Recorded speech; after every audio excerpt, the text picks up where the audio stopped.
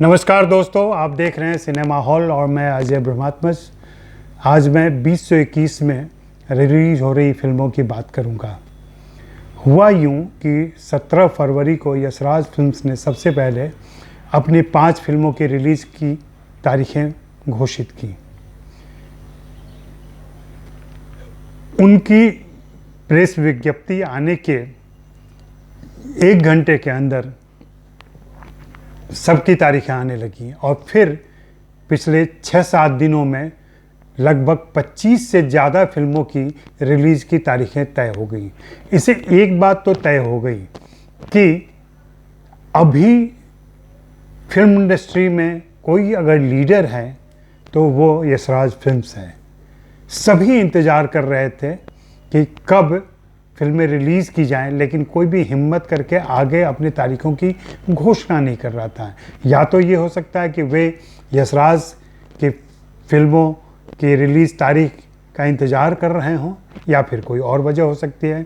मुझे कोई और वजह लगती है, क्योंकि वे हिम्मत नहीं कर पा रहे थे और समझ नहीं पा रहे थे क्या फिल्मों का रिलीज़ करना, थिएटर में रिलीज़ करना सही होगा। इसी कश्मकश में समय बीतता जा रहा था, जबकि आपको भी याद होगा कि पिछले साल अक्टूबर में ही भारत सरकार ने अनुमति दे दी थी कि 50% क्षमता के साथ आप थिएटर खोल सकते हैं।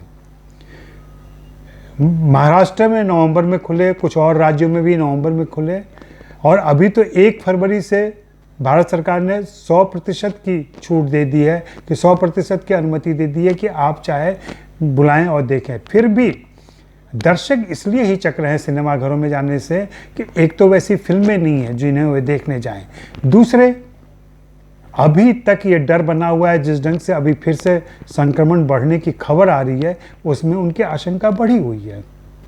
इस वजह से वे थिएटर की तरफ नहीं जा रहे हैं। लेकिन अब ये तय हो गया है कि 26 फरवरी से जो यह सिलसिला चालू होगा वह अगले 10 महीने तक में, अभी तो फिलहाल 25-30 फिल्मों की घोषणा हुई है, लेकिन जल्दी ही बाकी फिल्मों की भी घोषणा हो जाएगी। यहाँ पे 2 बातें गौर करने की ज़रूरत है। एक तो इस साल 4 फिल्में आ रही हैं अक्षय कुमार की, और अक्षय कुमार की इन फिल्मों को देखने के लिए हम सभी तैयार हैं।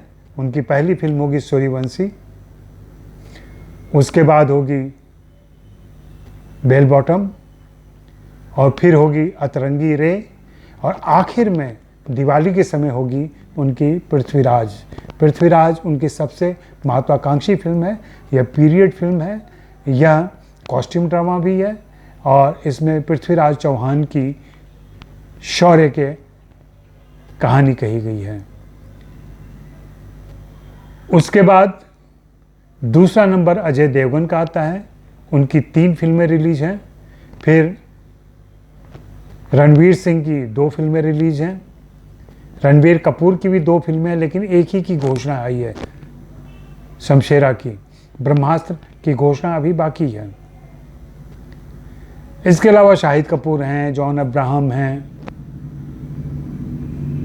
अभिषेक बच्चन हैं, राजकुमार राव हैं, और भी दूसरे ढेर सारे स्टार हैं।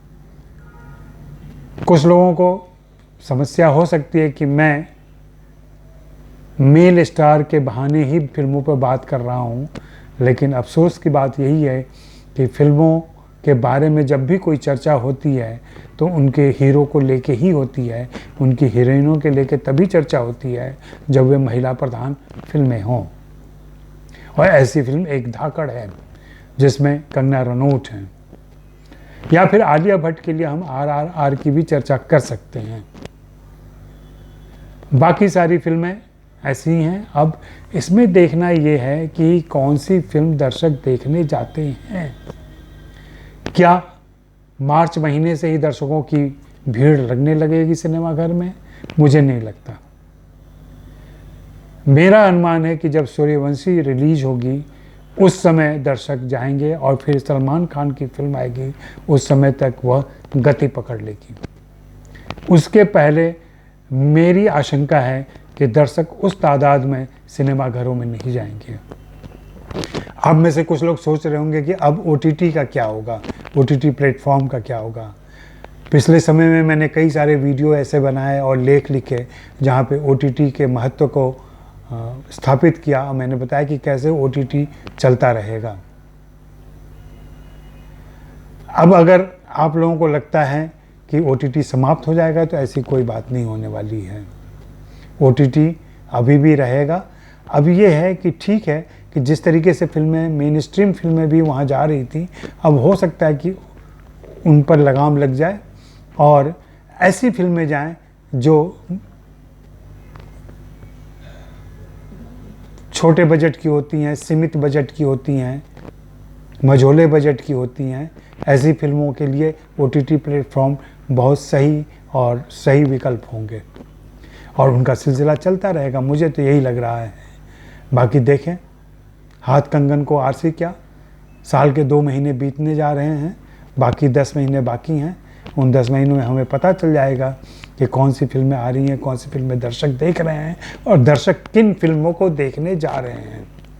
क्या स्टार सिस्टम टूट रहा है, बॉक्स ऑफिस आ जाएगा तो फिर से स्टार सिस्टम कायम हो जाएगा और फिर से हम वैसे ही गणना करने लगेंगे और बताने लगेंगे कि इस फिल्म का वीकेंड कलेक्शन ऐसा रहा, आज का कलेक्शन ये रहा, और फिर कौन सी फिल्म 100 करोड़ी हो गई, कौन सी 200 करोड़ी हो गई, कौन सी 300 करोड़ी हो गई। लेकिन इस साल तो ऐसी भी फिल्में हैं जिनको 400 से ऊपर का व्यापार कारोबार करना पड़ेगा, तब जाकर के उनका ब्रेक इवन होगा।